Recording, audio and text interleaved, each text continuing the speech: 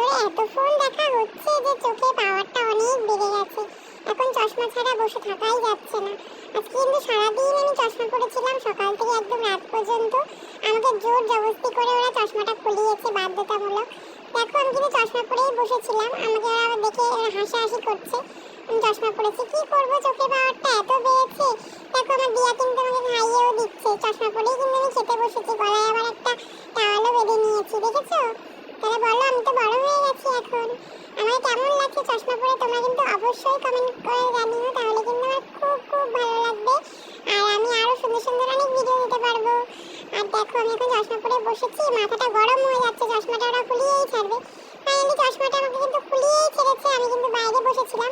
ও একটা কথা তো তোমাদের বলাই হয়নি, আজকে কিন্তু আমি বাড়ি চলে যাচ্ছি, মানে আমি দমদম চলে যাচ্ছি আমার মাম্মা পাপার সবার সাথে। দেখো ট্রেনের মধ্যে একটু ঘুমিয়েও পড়লাম, কি করবো, কখন বাড়ি যাবো তার নেই ঠিক। ট্রেনে একটু ঘুমিয়ে পড়ি। সবাইকে গুড নাইট।